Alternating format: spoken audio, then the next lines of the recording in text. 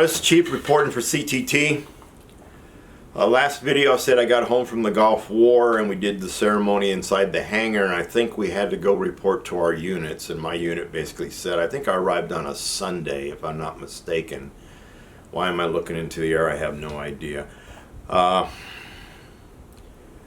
I was given like a couple days off, and then I was told that, oh, by the way, you're going to be on permanent CQ duty, which is, and they were going to do 1 day on and 24 hours, and then you'd have 2 days off. So 2 days later I show up, and I don't even perform my first set of CQ duty, and they say, oh, by the way, you're going to be doing something else, Sergeant. So I reported for duty that day, and I think they realized that I was a senior sergeant, I do believe, for Charlie Company at that time. So therefore I got put in charge of all the replacements that had come in, or all the new soldiers. I can't call them replacements, but all the new soldiers that we acquired. They did not ship them overseas to us. They were keeping them in garrison, and they were just doing minor things because there was no equipment, there was no motor pool, there was nothing for them to do except live in barracks and clean what little there was around, because they could not get into the companies. But one day I was on CQ duty, and I don't remember why, and we were told that the keys to the companies would not leave our sight. And for some odd reason, the first sergeant of Delta Company, the LRSD unit, he got to come home early, and this guy was crazy. Everybody thought he was crazy. It was infantry background, and first thing he did when he took over as first sergeant, he was clean shaven at that time. First thing he did was order all his soldiers who had mustaches to shave them off. And what does this guy do? He immediately grows a mustache, and he wears it throughout Desert Shield, Storm, and back home. So he showed up at the desk, and I was on duty, and he looked at me and he goes, Sergeant, I would like to have the key to my company. I go, I will go with you and let you in, and then you can come up here and tell me when you're done, and then I will go back down and lock the door. And he's like, no, Sergeant, I know what I'm doing. You can give me the key. And I said, First Sergeant, we have been ordered that these keys will not leave our sight. So therefore I will accompany you down to your company building or company door. I will open it, and then you can tell me when you're done, and I will come back down and lock it. Of course, he got mad, tried to order me, and I'm like, hey, I'm on guard, so to speak. These are my orders, these are my instructions.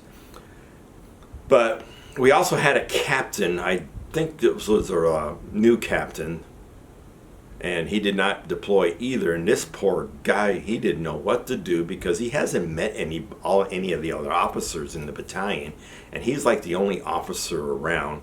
There were a couple staff sergeants, and there was a couple of us sergeants, but everybody else was specialists and below, and they were just trying to take care of business, but there was nothing to take care of business. Like I said, there was nothing there for them to do.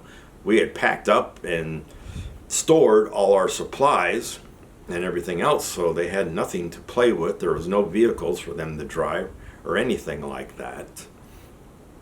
So this poor captain, every time he gave an order, so to speak, or gave instructions, he would look at us staff sergeants and he'd go, am I doing the right thing? And one of the staff sergeants kind of took the leadership over all of us and said, just say, yes, sir, you're doing what you're supposed to be doing. Because this captain, I guess, was so scared that he might accidentally do something dumb, and then his career was gone even before he had a career at the battalion. I don't remember where he went when the rest of the battalion came home. So one day the captain called me and another sergeant in, and each of us got a building. They had the Fort Riley civilians, all the contractors and stuff like that, they had gone through most of the barrack buildings while we were gone, fixed this, fixed that, upgraded some of them.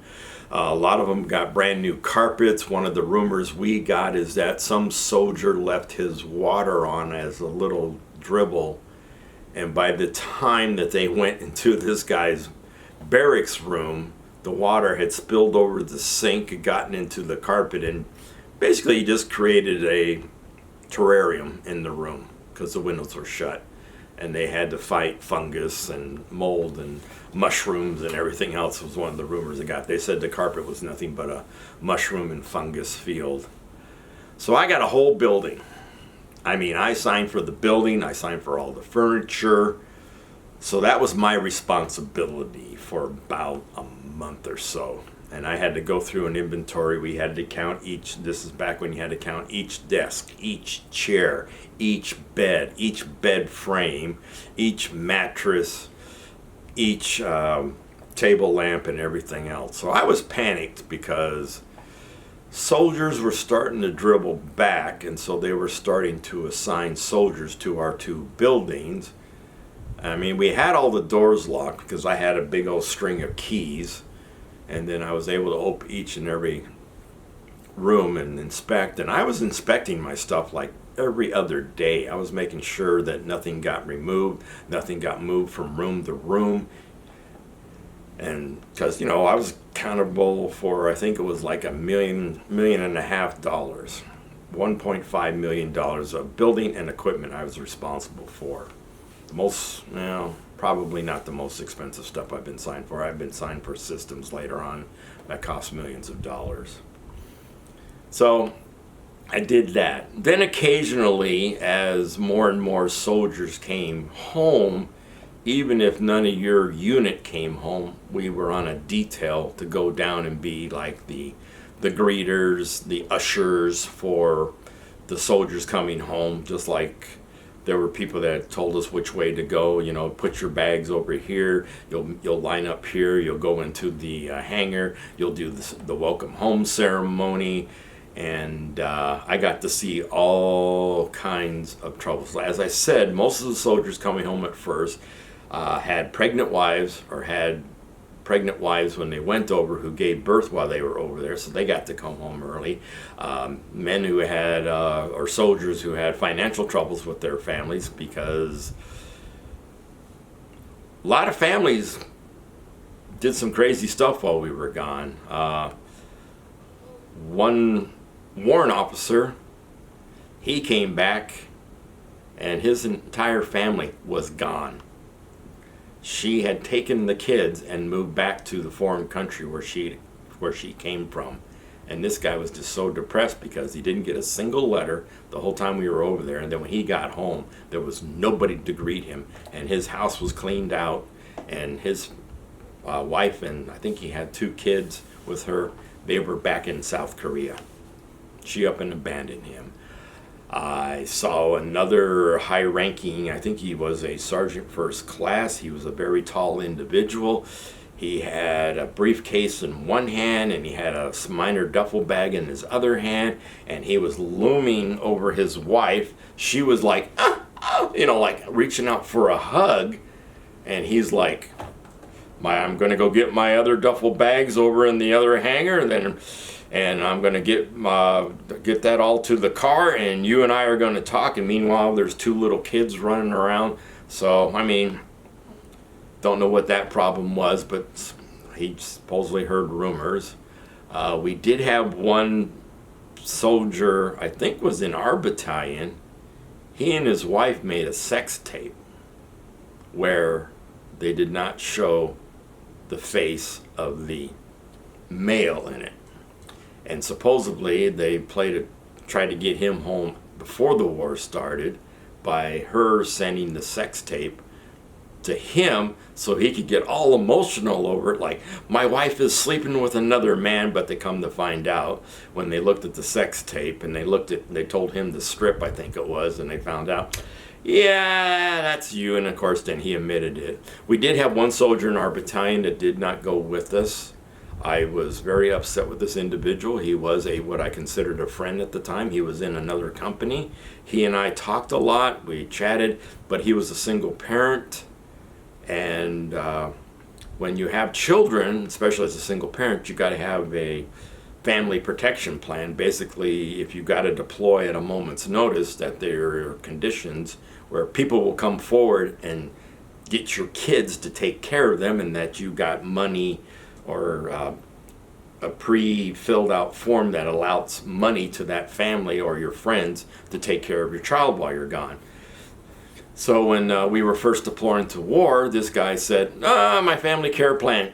He tore it up in front of the company commander, I think it was. I don't remember exactly. And he said, I don't have a family care plan, so I can't go. And he did not go, but he just got cashiered out of the military.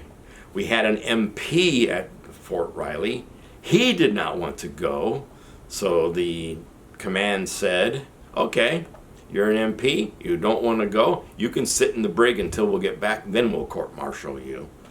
Never heard about that court-martial, so I assume that's what happened to him after we got back. So as we came back in dribbles and drabs, finally became the day that I could finally sign over my building back over, and I went through it one last time with can't remember who I signed it back over to. I think it was one of the first sergeants, and went through it room by room again. Everything was there. I signed the hand receipt, and my brand new squad leader, because one of the members of my squad was promoted to staff sergeant while we were overseas, but our company commander said Sergeant so-and-so is the squad leader regardless of rank. So he came back, then he took charge, but he also had put in a packet to go become a medic, and that packet caught up to him as soon as we got back, so he was gone. But he put me in for an Impact AAM, an Army Achievement Medal. I was surprised to get an Impact Award. It's the only one I ever received, but at the same time it will burn me, so to speak, because when I PCS from Fort Riley in about 6 more months, I'll receive a second AAM because of a very, very big screw up, which really made me mad when it wasn't presented to me. It was picked up, by my spouse, because we didn't have an award ceremony for us, and we were busy moving when we were clearing the company, or clearing the battalion, so to speak. Everything was coming down to the wire, but I'll talk about that later on, because my wife at that time, she came back with both of our awards. She got something higher than mine, and I got a second AM, but that's either here or there. So not much happened after we got home. I think I'll probably wrap up Fort Riley next month, because we really didn't do much, because we were told, since we were doing a RIF, a reduction in forces, that we were going to stay put at Fort Riley for another 2 to 3 years. We were already coming up on 3 years when this was all happening. So I'll talk about that next week, because, like I said, when we got the 2nd Armored Division folks in our company before we went over, they became our permanent soldiers, so all their goods came up from Fort Hood. They came up from, because the 2nd Armored Division more or less disbanded after the Gulf War. Part of them went over, but not as a full division. And of course, we absorbed some of the 1st Infantry Division forward that was stationed in Europe. Some of those came over to us when they PCS from Germany. But I'm going to talk about Sergeant, was it Sergeant? I think he was Sergeant. Sergeant Collins. Sergeant Collins was a soldier that we got just before we went to the Gulf War. Sergeant Collins had just ETS'd from the military, so to speak. He was over in Germany, and at that time he had to do his final out, as we call it, his final paperwork shuffle at Fort Dix, New Jersey. So he shipped all his stuff home from Germany to his place of residence, and then he had to go to Fort Dix to do his final out processing. So Sergeant Collins got to the last desk. This is the last desk. He'd done all his out processing. He had all his paperwork signed, and all they had to do was say, okay, you're out of the Army, here's your ticket home. So he got to that final desk, and they asked him, what's your MOS? And he told him, I'm a 98 Charlie. They took back his bus ticket because he just lived up in New York City. And they gave him orders to come to us. So when he showed up to us, he had like 2 uniforms. Like I said, he'd shipped all his stuff home and it hadn't reached home yet. So we had to scrounge to get him some uniforms and everything else. I mean, he was a little upset. I mean, he did meet some of his former unit when we went over to the Gulf War, and they kind of chuckled at him. They're like, hey, I thought you got out of the military. But he was going to become a cop, and I hope he did, and I hope he became a good cop. So that's going to be it for this week. Fort Riley's winding down. There's not much else that really happened to me while I was there, except for trying to get out of there. So this is Chief signing out. Remember, freedom is not free. It costs a lot of lives. So hug a vet, thank a vet, kiss a vet, sleep with a vet. Why not? Chief out.